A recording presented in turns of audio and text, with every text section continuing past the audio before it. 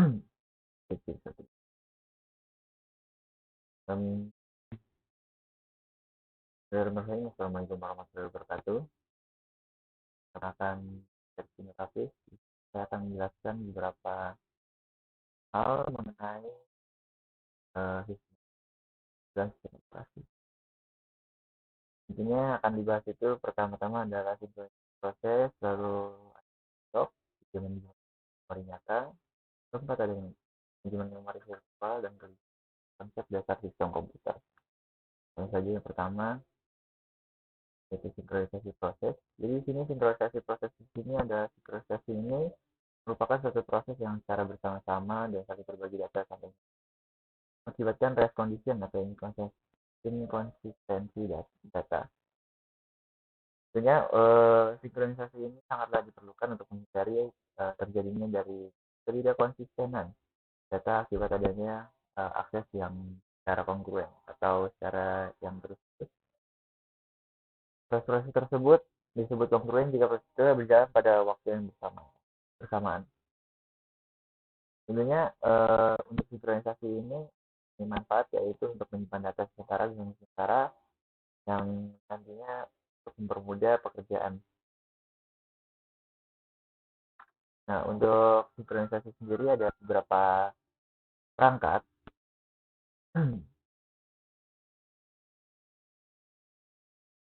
Yang pertama itu adalah Smafur. Smafur ini adalah dua variabel yang hanya dapat diakses oleh dua buah operasi standar yaitu input dan loop. Lalu yang kedua ada monitor.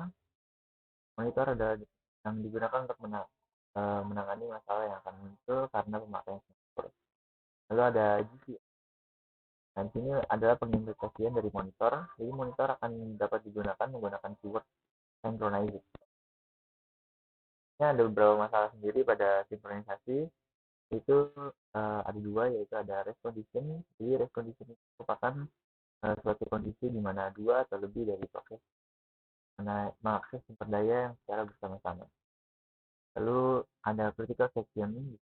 Critical section ini merupakan suatu kode section dari proses-proses yang terjadinya race condition.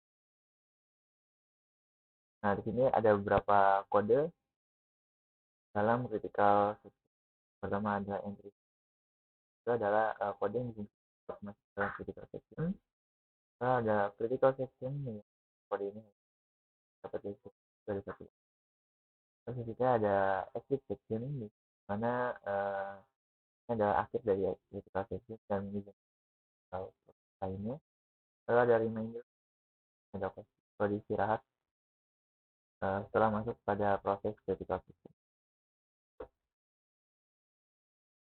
Ini untuk critical section solusi ada itu mutual exclusion proses yang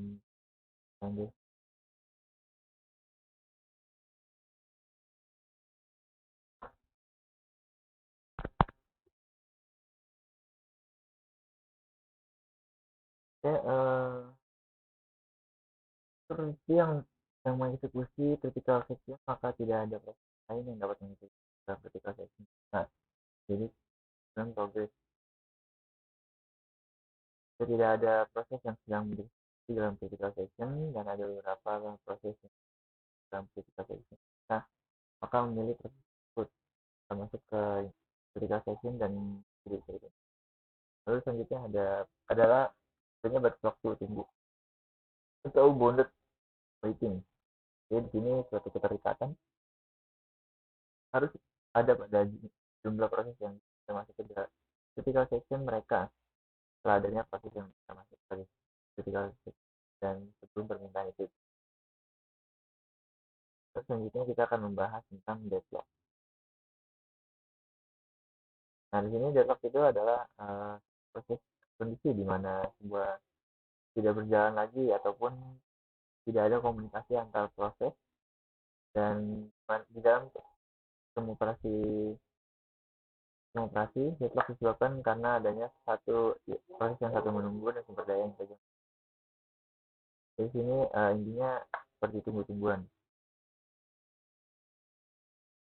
Nah, ini ada contoh dari deadlock. Misal dari suatu proses ini meminta untuk menggunakan proses A ini dia meminta untuk menggunakan CD-ROM, proses B ini dia minta untuk scanner. Tapi di sini untuk proses A ini dia meminta scanner ini tanpa melepas dari CD-ROM ini. Lalu ada lalu untuk proses B ini meminta CD-ROM tanpa melepas scanner. Jadi sini sama-sama tanpa melepas. Dan akhirnya proses ini akan menunggu dan akhirnya deadlock. Ada beberapa hal yang menyebabkan dari deadlock itu sendiri, yaitu ada mutual exclusion.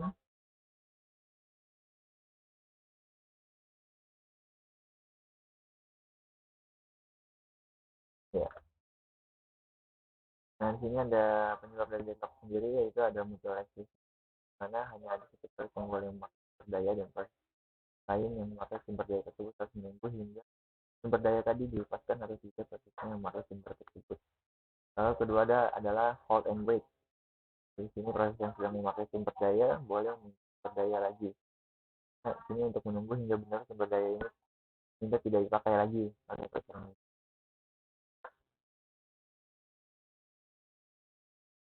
Lalu ada no proses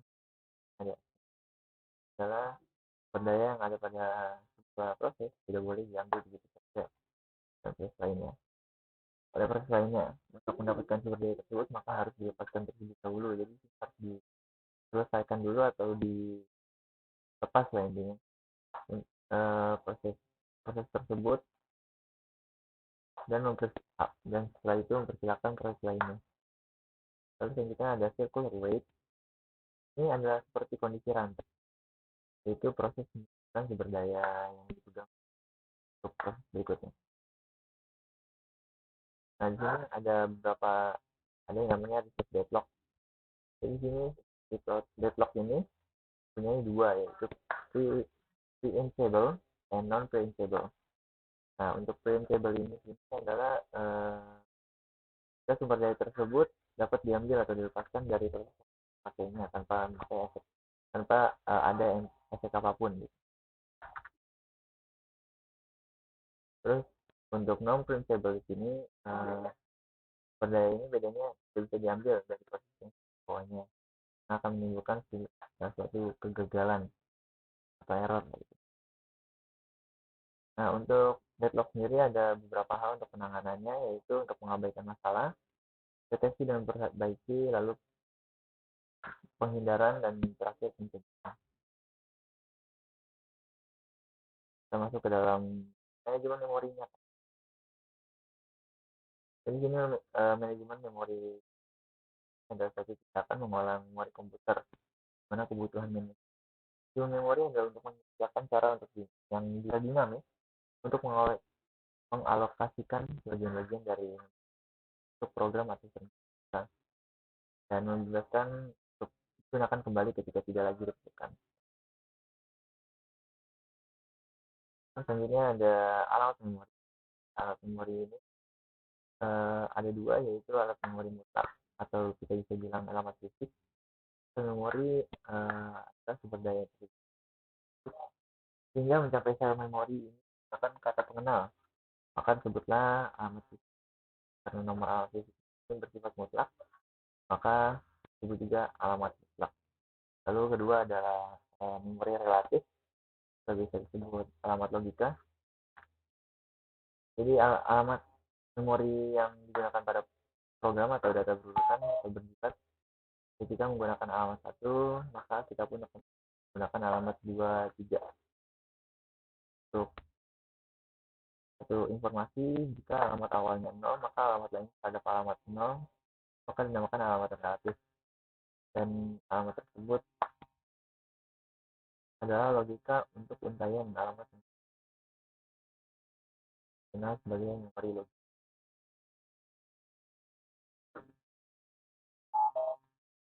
Oke, kita lanjutkan.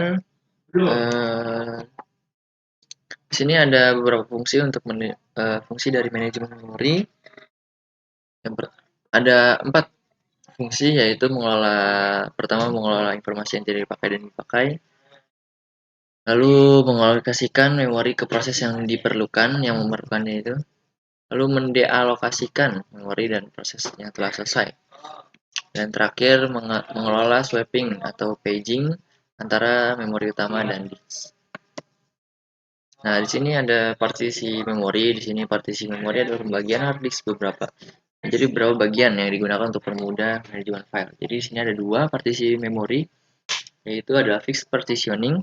Nah, untuk fixed partitioning di sini ada ciri-cirinya, yaitu pembagian memori yang ditentukan awal dan tidak dapat dirubah.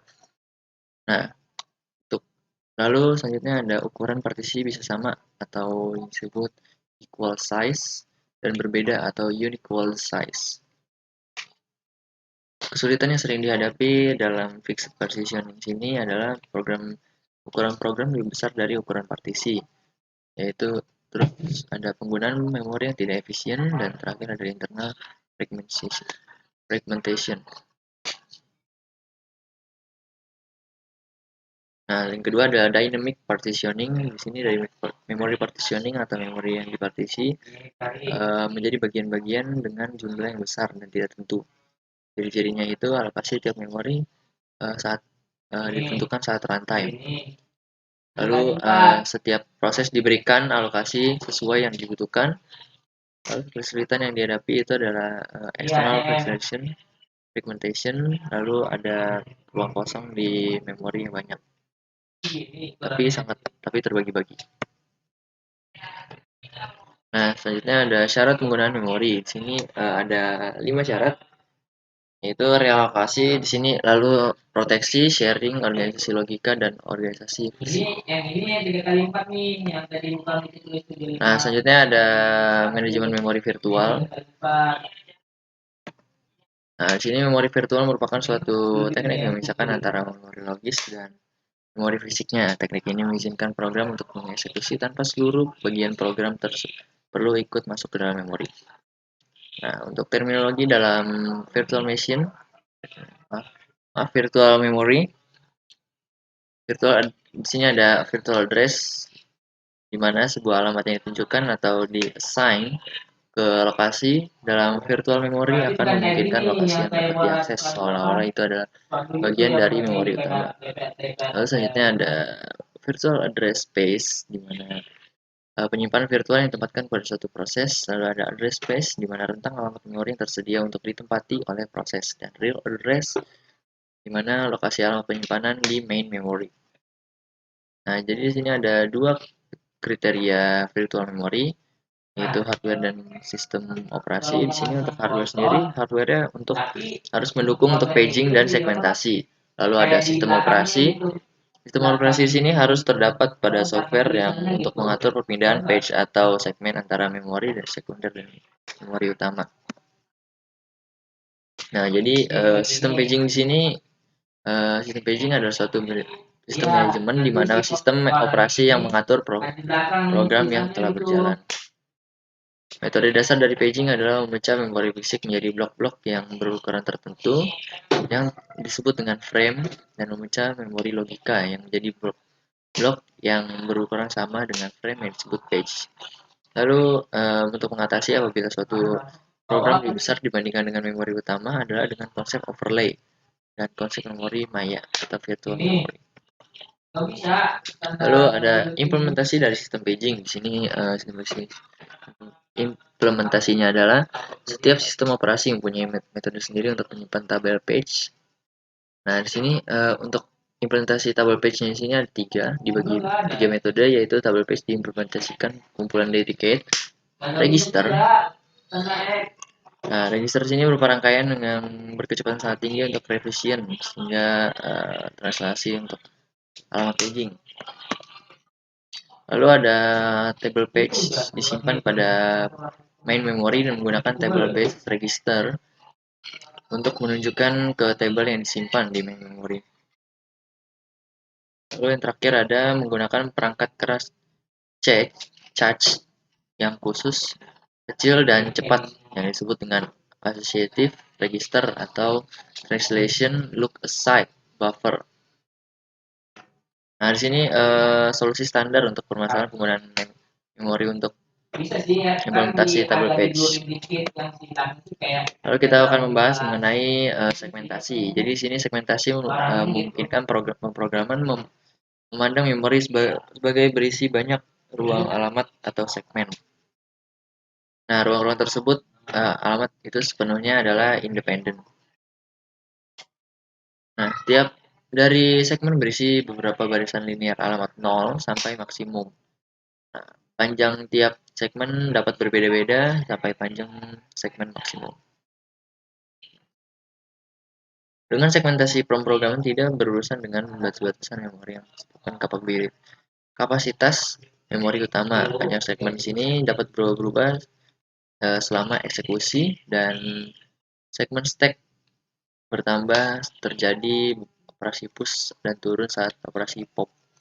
Jika segmen merupakan ruang alamat terpisah, segmen dapat tumbuh dan mengkerut sehingga bebas dapat mempengaruhi dirinya sendiri. Jika stack pada segmen tertentu memerlukan alamat lebih besar untuk tumbuh, stack dapat memperoleh dan tidak ada yang tabrak pada ruang alamat tersebut. Nah, untuk perbedaannya segmentasi dan paging, di sini perbedaannya di sini ada beberapa, diantaranya adalah segmentasi melibatkan programmer, sedangkan paging itu programmer tidak perlu teknik yang digunakan. Nah, terus segmentasi kompilasi digunakan secara terpisah, sedangkan pada paging itu kompilasinya tidak terpisah. Segmentasi proteksinya terpisah, sedangkan pada paging proteksi tidak terpisah. Lalu segmentasi ada share code, sedangkan paging di sini tidak ada share code-nya. Untuk segmentasi terdapat banyak ruang alamat linear, sedangkan paging hanya terdapat satu ruang alamat yang linear. Nah, pada segmentasi prosedur dan data dapat dibedakan dan diproteksi terpisah, sedangkan pada paging prosedur tidak dapat dibedakan dan diproteksi secara terpisah. Dan dia diproteksi terpisah. Pada segmentasi, pengubahan ukuran tabel dapat dilakukan dengan mudah, sedangkan untuk paging, pengubahan ukuran tabel tidak dapat dilakukan dengan mudah. Lalu segmentasi digunakan untuk mengizinkan program dan data dapat dipecahkan. Jadi ruang alamat mandiri dan juga mendukung sharing dan proteksi, sedangkan untuk paging digunakan untuk mendapatkan ruang linear yang besar tanpa perlu membeli memori fisik lebih. Nah, itu lanjutnya kita ke pembahasan kelima, yaitu konsep dasar sistem komputer. Jadi di sini sistem komputer di sini adalah kumpulan perangkat-perangkat komputer yang saling berhubungan dan berinteraksi satu sama lainnya untuk melakukan proses pengolahan data, sehingga dapat menghasilkan informasi yang diharapkan oleh penggunanya. Perangkat yang terdapat pada sistem komputer di sini ada 3, yaitu hardware, software, dan brainware. Nah, di sini perangkat tersebut memiliki fungsi masing-masing pada sistem komputer. Pada saat beroperasi pun ketiganya saling bergantungan dan saling mendukung satu sama lainnya. Nah, ya, seperti dijelaskan tadi, perangkat sistem komputer itu ada 3, yaitu hardware, software, dan brainware. Nah, untuk hardware sendiri, di sini hardware disebut dengan perangkat keras. Ya, untuk suatu perangkat elektronik pada komputer itu disebut hardware, yang bisa dilihat secara kasat mata dan mampu secara fisik. Hardware sini dikategorikan sebagai 3 jenis, yaitu perangkat input atau masukan, lalu ada perangkat proses, dan perangkat output. Lalu selanjutnya adalah software, di mana software ini adalah perangkat lunak. Jadi di sini kumpulan data elektronik yang disimpan dan diatur oleh komputer, dan di sini data elektronik yang disimpan komputer dapat berupa program yang digunakan untuk menjalankan suatu perintah. Jadi perangkat lunak di sini tidak dapat dipegang, kan, seperti kita bilang tadi, kasat mata, dan penggunanya pun perangkat lunak ini diklasifikasikan jadi 3 macam, yaitu ada sistem operasi, program aplikasi, bahasa pemrograman, dan program bantu. Nah, selanjutnya ada brainware. Di sini brainware di sini orang yang menggunakan untuk mengoperasikan sebuah perangkat komputer. Untuk pengguna komputer disebut dengan user, namun user sendiri ada macamnya, yaitu programmer, administrator, dan juga operator. Nah, kita sampai ke kesimpulan dari sistem komputer sini. Sistem komputer adalah perangkat-perangkat komputer yang saling berinteraksi satu sama lain, bertukar data, dan menghasilkan sebuah informasi yang diharapkan pengguna. Nah, proses tersebut didukung dengan adanya software, hardware, dan brainware, di mana ketiganya tidak bisa dipisahkan dan saling mendukung dan bergantung sama lain. Ya, itu mungkin kesimpulan dari telah dijelaskan. Sekian dari saya. Mohon maaf bila ada kesalahan.